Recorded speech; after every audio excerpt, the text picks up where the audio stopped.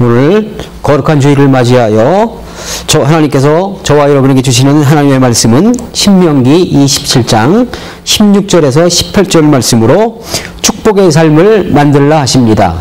축복의 삶을 만들라 하십니다. 이러한 제목으로 하나님의 말씀을 선포하겠습니다. 이 말씀이 선포될 때 성령의 기름 부음이 넘침으로 이 시간 예배를 드리는 모든 분들이 하나님의 말씀을 정확히 받아 축복의 삶이 이루어지기를 주님의 이름으로 축원합니다. 아멘. 사랑하는 성도 여러분, 지난 한 주간도 잘 지내셨습니까? 날씨는 추운데 난방비 걱정으로 인하여 추운 곳에서 지내시는 분은 아니 계십니까? 대학생 전세 임대주택난으로 인하여 마음이 상한 분은 아니 계십니까? 대학 등록금은 다 마련들 하셨는지요? 여러분에게 어려움과 고난이 있다는 것에 감사하시기 바랍니다. 징계가 없는 자는 하나님의 참 아들이 아닌 사생자라고 말씀하십니다. 여러분이 어려움을 겪는 것은 하나님의 자녀라는 증거입니다. 이 고난을 통하여 주님의 뜻을 깨달으시기 바랍니다. 이 어려움을 통하여 믿음의 수치가 한 단계 상승되시기를 주님의 이름으로 축원합니다. 저희 교회는 지난 주부터 새벽 예배를 2부로 드리고 있습니다.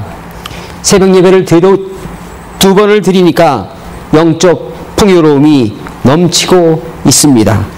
성도님들도 시간을 정하시어 하루에 한 번 새벽 예배에 꼭 참석하시기를 부탁을 드리겠습니다. 저는 예배와 기도와 말씀으로 교회와 성도님들을 더욱더 잘 섬기겠습니다. 오늘 본문의 말씀을 듣기 전에 신명기의 배경과 오늘 본문의 배경을 먼저 말씀드리겠습니다. 신명기는 하나님의 사람 모세가 성령의 감동으로 기록한 말씀으로 모압 광야에서 이스라엘 2세들에게 하나님이 주신 젖과 꿀이 흐르는 땅, 즉 가나안 땅에 들어가서 해야 할 일들을 세 차례에 걸쳐서 말씀한 내용입니다.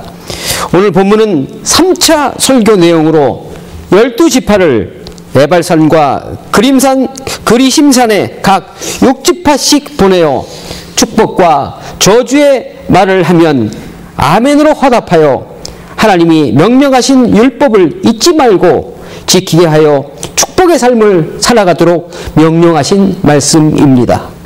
하나님께서는 저와 여러분에게 본문의 말씀을 통하여 축복받는 세 가지의 생명의 말씀을 주십니다. 첫째로 부모를 경홀히 여기지 말라 하십니다. 둘째로 이웃의 경계표를 옮기지 말라 하십니다.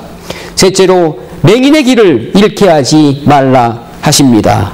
그러면 지금부터 우리에게 주신 하나님의 말씀을 자세히 세밀하게 하나하나 살펴보면서 성령의 음성을 듣도록 하겠습니다. 첫째로 부모를 경홀히 여기지 말라 하십니다. 본문 16절 그의 부모를 경홀히 여기는 자는 저주를 받을 것이라 할 것이요 모든 백성은 아멘 할지니라 이렇게 말씀하고 계십니다. 우리의 기독교는 부모의 공경을 어느 종교보다 훨씬 많이 강조하고 있습니다. 그리고 부모 공경을 말이 아닌 행함으로 실천으로 가르치고 있습니다. 성경 말씀도 많은 부분을 부모님께 효도하라고 강조하고 있습니다. 그러나 세상 사람들은 기독교가 부모도 모르는 못된 종교라고 많이 말을 하고 있습니다. 왜 그럴까요? 그것은 제사를 지내지 않는다고, 조상을 모시지 않는다고, 조상에게 절하지 않는다고 하면서 기독교는 부모에게 효도하지 않는 종교라고 말하고 있는 것입니다. 그러나 그렇지 않습니다. 하나님 믿는 사람들은 부모님에게 최선을 다해 효도하고 있습니다. 네, 잘하고 있습니다. 단지 우리의 효는 살아생전에 최선을 다해야 한다는 것입니다. 부모님이 돌아가시면 아무 소용이 없다는 것을 말씀을 통해서 잘 알고 있기에 평소에 부모님을 잘 모시고 효도하고 부모님 말씀에 순종해야 한다는 것입니다. 이 얼마나 현명한 종교입니까? 이 얼마나 자랑스러운 종교입니까? 출애굽기 20장 12절 말씀에 내 부모를 공경하라. 그리하면 내 하나님 여호와가 내게 준 땅에서 내 생명이 길리라. 이렇게 말씀하십니다. 이 말씀은 하나님께서 이스라엘 백성에게 주신 십계명에 기록되어 있는 말씀입니다. 십계명 중에서 하나님과의 관계가 1장에서 4장까지가 하나님과의 관계이고 5장서부터는 인간과 인간의 관계가 이야기를 하고 있는데 그 첫째 계명이 부모님을 공경하라는 것입니다. 하나님께서도 부모의 공경을 세상의 삶에서 가장 중요하게 말씀하고 계시는 것입니다. 우리가 이 땅에서 살아가는 동안 건강하게 풍요롭게 살기 위하여 첫 번째 할 일이 부모에 대한 효도라는 것입니다. 부모에게 효도하지 아니하고 부모님 말씀에 순종하지 않는 사람은 이 땅에서 장수하지 못하고 모든 하는 일에 형통하지 못하다는 것입니다. 에베소서 6장 2절 내 아버지와 어머니를 공경하라. 이것은 약속이 있는 첫 계명이니 이렇게 말씀하십니다.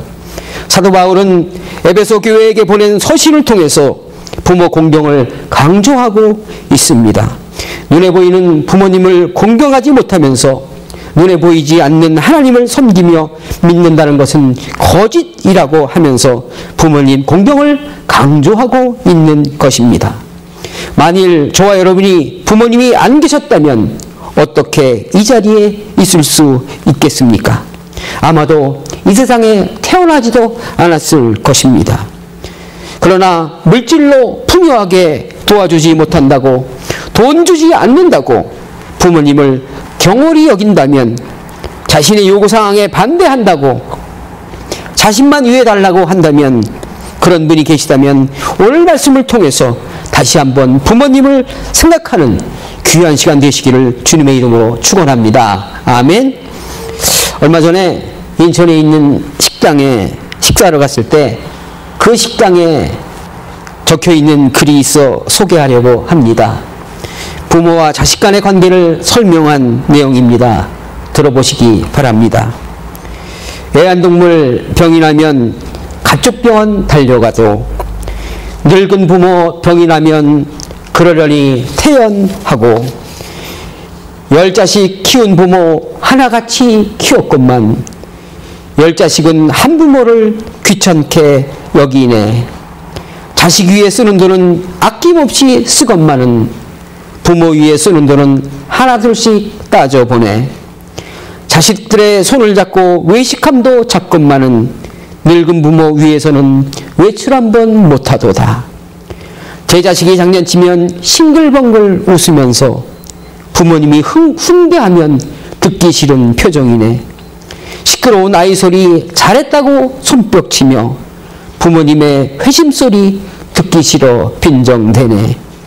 제 자식의 오줌똥은 맨손으로 주무르나 부모님의 기침갈에 불결하여 밥 못 먹네. 과자봉지 들고 와서 아이 손에 쥐어주나 부모님 위에 고기 한 근 사올 줄은 모른다네. 피땀 흘려 노력 않고 부모님만 조른다네. 여러분 어떠셨습니까? 다른 사람의 이야기입니까? 아니면 어디 한 군데 찔리는 곳이 있으십니까? 저 역시 이 말에 자유롭지 못합니다. 너무나 부끄럽습니다. 잠언 15장 17절 채소를 먹으면서 서로 사랑하는 것이 살찐 소를 먹으며 서로 미워하는 것보다 나으니라. 이렇게 말씀하십니다. 우리 삶의 행복지수는 부유함에 있지 않습니다. 가난한 나라의 행복지수가 선진국에 비해 훨씬 높은 것과 오늘 잠언의 말씀은 일치하고 있습니다. 내가 먼저 부모님을 위하여 한 알에 썩어지는 미랄이 든다면 그 가정은 한 사람의 희생으로 행복한 가정, 부모에게 효도하는 화목한 가정이 될 것입니다. 부모님은 오래 기다리지 않으십니다. 때가 되면 아무 말 없이 조용히 떠나가십니다. 그때에는 이미 늦은 때입니다. 부모님이 살아계실 때 효도하시기 바랍니다. 효도는 돈 가지고 하는 것이 아닙니다. 효도는 큰 일이 아닌 작은 관심과 작은 순종에서부터 시작되는 것입니다. 부모님과의 대화는 가장 큰 효도입니다. 효도는 결코 어려운 것이 아닙니다. 얼마든지 마음만 있으면 가능한 일입니다. 사랑하는 여러분, 여러분은 부모님 공경지수가 얼마나 되실 것 같으십니까? 여러분들의 자녀는 여러분들에게 얼마나 효도 잘하고 있는지요? 자녀가 순종하지 않아서 속 썩고 있는 분들은 안 계십니까? 내가 부모님에게 효도한 만큼 자녀들도 나에게 효도한다고 생각하면 정확할 것입니다. 이 시간 이후 하나님의 말씀에 순종하여 부모님께 효도하시기 바랍니다. 기독교는 부모님께 효도하는 종교임을 여러분 스스로 전파하시기 바랍니다. 부모님을 잘 공경함으로 이 땅에서 장수하고 잘 되는 축복이 임하시기를 주님의 이름으로 축원합니다. 아멘.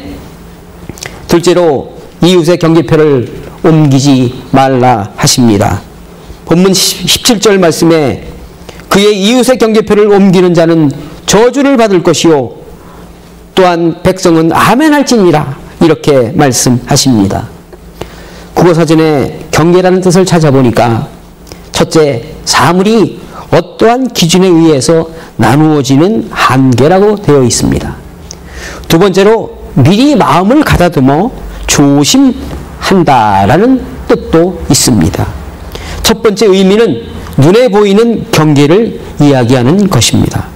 쉽게 말해서 내 집과 이웃집 사이의 경계를, 즉 내 땅과 이웃 땅의 구분을 이야기하고 있습니다. 지금은 경계표를 따로 설정하지 않습니다. 따로 설정하지 않아도 경계를 잘 구분이 되지만 그 당시에는 경계를 표시하는 것은 움직이기 쉬운 돌로 경계를 표시하였습니다. 그러기에 마음만 먹으면 쉽게 경계표를 옮길 수 있었습니다. 즉 자신의 소유를 많게 할 수 있었던 것입니다. 경계표를 옮긴다는 것은 부당한 이득을 취하는 것과 같습니다. 부당한 이익은 다른 사람의 눈물이 동반되는 일이기에 하나님은 그런 사람들을 심판한다는 뜻입니다. 잠언 11장 1절 속이는 저울은 여호와께서 미워하나 공평한 추는 그가 기뻐하시느니라 이렇게 말씀하십니다. 저울을 속이면 당장은 많은 이익을 볼 수가 있을 것입니다. 그러나 불의한 재물에는 언제나 근심이 함께 합니다. 언제 누구에게 발각될지 모르는 일이기에 그 사람은 항상 불안한 것입니다. 그리고 세상에서는 비밀이 없습니다.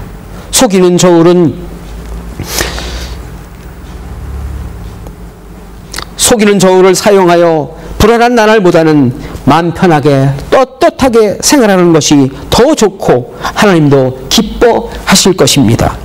그리고 하나님은 결과보다 과정을 중요시하시는 분이십니다. 하나님께서는 결과를 얻기 위하여 과정을 더욱 세밀하게 보시고 과정을 더욱 소중하게 생각하시는 분이십니다. 저울을 속임으로 경계표를 옮김으로 당장의 이익보다는 하나님께 받을 불이익을 생각하시기 바랍니다. 로마서 12장 2절 너희는 이 세대를 본받지 말고 오직 마음을 새롭게 함으로 변화를 받아 하나님의 선하시고 기뻐하시고 온전하신 뜻이 무엇인지 분별하도록 하라 이렇게 말씀하고 계십니다. 요즘은 정직한 사람은 바보로 병신으로 취급당하는 시대가 되고 말았습니다. 그러게 누구 하나 양심에 거리낌 없이 자연스럽게 세상을 따라가고 있습니다. 죄 안 짓고 어떻게 살아? 나만 그러나 뭐 다 그런데 뭐 이렇게 이야기하고 있습니다. 그러나 아닙니다. 아닙니다. 하나님은 저와 여러분의 생각까지도 알고 계시는 분입니다. 하나님은 이 시간에도 천군천사를 통하여 일일이 보고받고 계십니다. 여러분의 노력과 여러분이 이 세대를 본받지 않으려는 노력과 그 눈물이 헛되지 않을 것입니다. 이 세대를 본받지 말고 악은 쳐다보지도 말고 오로지 하나님만을 바라보시고 따라가시기를 바랍니다. 시편 11장 7절 여호와는 의로우사 의로운 일을 좋아하시나니 정직한 자는 그의 얼굴을 배우리이다. 이렇게 말씀하고 계십니다. 정직한 자는 자신의 경계표를 옮기지 않는, 다른 사람의 눈물을 흘리지 않게 하는 사람입니다. 이러한 사람은 하나님의 얼굴을 볼 수 있다고 약속하고 계십니다. 비록 연약해서 능력이 없어서 어쩔 수 없이 정직하지 못할 수도 있지만 다만 한 가지만이라도 정직하게 살려고 노력하는 마음이 있을 때 하나님은 그러한 사람을 정직한 사람이라고 칭찬하시고 하나님이 함께 하실 것입니다. 우리 교회가 정직교회입니다. 저와 여러분이 경계표를 옮기지 않는 정직함에 먼저 앞장서는 정직한 선봉자들이 되시기를 부탁을 드리겠습니다. 두 번째 의미는 눈에 보이지 않는 경계표를 이야기하고 있습니다. 눈에 보이지 않는 경계표는 사람과 사람의 관계에서 보이지 않는 구분이 있다는 것입니다. 또한 하나님과 인간의 관계에서 보이지 않는 구분이 존재한다는 것입니다. 즉 하나님께서 하실 일과 우리 인간이 할 일이 정확히 구분되어 있다는 것입니다. 하나님의 일을 인간이 하게 되면 그 사람은 심판을 받는다는 것입니다. 여러분, 하나님께서 아브라함에게 민족의 조상이 되게 하신 것은 하나님의 계획이었습니다. 병든 자를 낫게 하는 것도 하나님의 일입니다. 교회의 부흥도 하나님의 영역입니다. 문제 해결의 능력도 하나님이 주셔야 우리는 할 수 있는 것입니다. 다만 우리는 하나님의 도구로 쓰임 받을 뿐입니다. 그런데 지금 어떠한 현상이 벌어지고 있습니까? 성령 받아라, 축복 받아라, 내가 한 것이다, 나는 능력이 있으니 나를 따라오라, 이렇게 하나님의 영역을 인간이 침범하니까 하나님과의 인간의 경계석이 옮겨지니까 지금 세상이 혼탁해지고 문제가 여기저기 일어나는 것이 아니겠습니까? 하나님과 목사의 관계에서도, 목사와 성도님들과의 관계에서도, 부모와 자녀의 관계, 또한 의사와 환자 등 모든 일에 엄격히 구분되어 있다는 것입니다. 또한 이웃과의 관계에서 말의 조심은 각자의 영역입니다. 내가 지금 어떠한 말을 해야 하는가? 이 상황에서 나는 어떻게 할 것인가? 지금 이 자리는 내가 있을 자리인가? 아니면 내가 있어서는 안 될 자리인가? 이렇듯 눈에 보이지 않는 경계를 잘 지킬 때 문제가 발생하지 않는다는 것입니다. 고린도전서 13장 11절 내가 어렸을 때에는 말하는 것이 어린아이와 같고 깨닫는 것이 어린아이와 같고 생각하는 것이 어린아이 같다가 장성한 사람이 되어서는 어린아이의 일을 버렸노라, 이렇게 말씀하십니다. 어린아이의 특징은 상황 판단을 하지 못한다는 것입니다. 본문의 어린아이는 성숙하지 못한 미성숙한 것을 의미합니다. 성숙한 사람은 자신의 일과 하지 않을 일을 구분할 수 있기에 사리에 맞는 행동과 말을 합니다. 성숙한 사람은 실수가 없고 다른 사람을 배려하고 격려할 수 있습니다. 지쳐서 쓰러진 영혼을 살릴 수 있습니다. 이 얼마나 자랑스러운 일입니까? 성숙의 유익은 이루 말할 수 없고 아름답고 고귀한 것입니다. 사랑하는 여러분, 우리도 말하는 것과 깨닫는 것과 생각하는 것이 어린아이와 같다가 하나님의 말씀으로 이제는 성숙한 장성한 사람이 되어서 보이지 않는 경계표를 잘 지켜 하나님께 영광 드리는 삶이 되시기를 기원합니다. 사랑하는 정직교회 성도 여러분, 여러분은 신앙생활을 얼마나 하셨습니까? 신앙생활에 알맞는 신앙의 성숙은 되셨는지요? 신앙생활과 성숙이 동반되지 않는 분은 혹 안 계십니까? 신앙의 경계편은 잘 지키고 계십니까? 오늘 말씀에 도전받아 신앙의 성숙이 이루어지기를 바랍니다. 신앙의 성숙으로 어디서나 환영받는 주님의 자녀들이 되기를 바랍니다. 보이지 않는 경계편의 성숙으로 인하여 축복받는 삶이 되시기를 주님의 이름으로 축원합니다. 아멘. 셋째로 맹인의 길을 잃게 하지 말라 하십니다.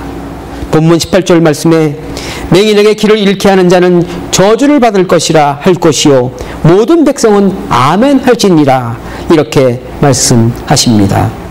사랑하는 여러분, 맹인은 앞을 보지 못하는 사람입니다. 앞을 보지 못하는 것은 오늘날에 있어서도 가장 장애 등급이 높습니다. 그만큼 눈을 보지 못하는 사람은 보호의 대상이 된다는 말씀입니다. 그런데 만일 눈을 보지 못하는 사람을 잘못 인도한다면, 그리하여 문제가 생긴다면 심각해지는 것입니다. 그러기에 하나님께서는 그런 자들은 저주를 받는다고 말씀하고 있습니다. 본문의 맹인의 의미는 눈 못 보는 맹인 외에도 성도의 행실이나 상담 등 여러 가지 의미가 있습니다.